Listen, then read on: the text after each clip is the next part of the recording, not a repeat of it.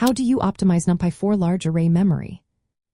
Imagine working with huge datasets or complex models and suddenly running out of memory. That can slow down your work or even crash your program. But don't worry, there are ways to make NumPy handle large arrays more efficiently. Let's explore some practical tips to optimize memory usage when working with big data. First, choosing the right data type is key. NumPy arrays are all about uniform data types, so pick the smallest one that still gives you the precision you need. For example, if your data only needs to store numbers between 0 and 100, using an integer type like int8 can save a lot of space compared to int64. Similarly, if you don't need decimal precision, float32 is enough and halves the memory compared to float64. Always match your data type to your data's requirements to keep memory use in check.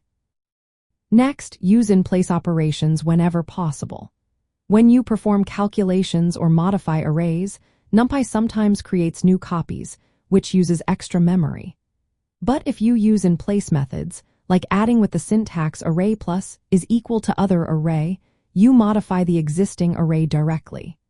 This avoids creating temporary arrays and keeps your memory footprint smaller.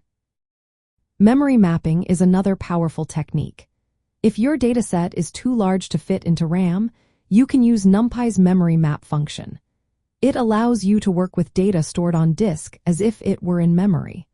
Only the parts you need are loaded into RAM at any time, making it perfect for processing huge files without crashing your system. Sparse arrays are also worth considering. If your data contains many zeros or repeated values, storing only the non-zero elements and their positions can save a lot of space. Libraries like SciPy provide sparse matrix formats that are designed for this purpose.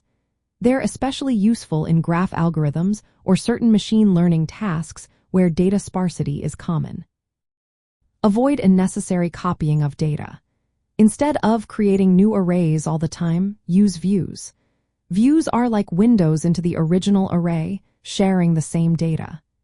This way, you can manipulate parts of an array without copying large chunks of data, saving memory and speeding up your code.